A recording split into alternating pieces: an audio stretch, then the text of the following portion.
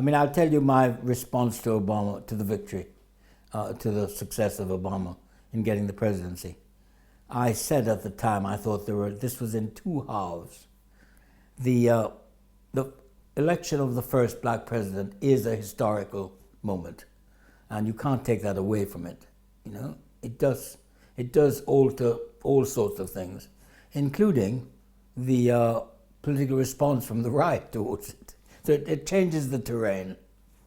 But the value of Obama's presidency remains to be seen. That's what I said. And I think now, after 2-3 years, is it? 3 years, we are in a better position to see what that meant.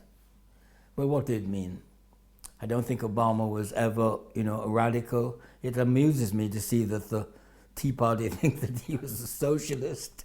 He never was. He is what he was, a good community organizer, somebody with his heart in the right place in relation to civil rights and the social and economic oppression of black people, and so on. But he was never a secret lefty of any organized or theorized kind. I never expected that.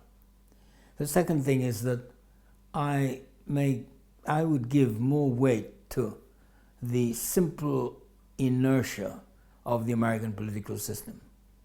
I thought to myself, anybody who fools themselves that because you touch a popular nerve, as he did, and you engage a very large number of people who've been largely depoliticized, that tells you anything what's going to happen when you get into power.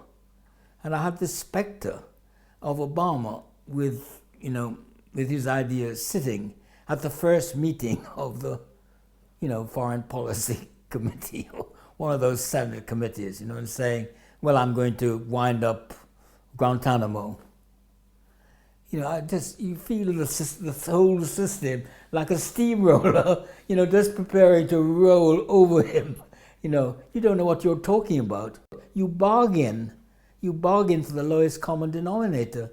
You sell a pork barrel here and a directorship there. That's what it is. You go across the aisle.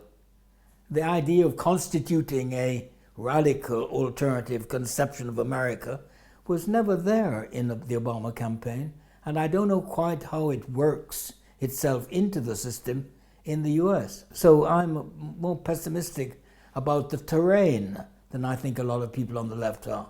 I think it's less a question of, his, abandoning the cause. I don't think the cause was really properly understood. I don't think the limits of his movement were properly understood. I blame him more for not understanding them and not squaring up to the people to say, it is not going to change. Washington is not going to change day after tomorrow because I've arrived in a white limousine at the White House. It is not going to change like that. This country is a much more stubborn, much more deeply invested in a conservative history and a conservative common sense, and a kind of market consciousness than anybody really acknowledges. And it has an absolutely, vicious, practically insane, far-right, anti-statist religious formation, which isn't mirrored anywhere else, certainly not everywhere else in Europe. You've got to understand those things. That's what, Gramsci used to say, pessimism of the intellect, optimism of the will. What he meant is, understand how the bloody system works, what confronts you, the fact that the terrain is not favorable to your project. Understand that, even if it disillusions you, even if it makes you awake at night. Understand it. Then you're in a position to say, well, what can change? Where are the emergent forces? Where are the cracks and the contradictions?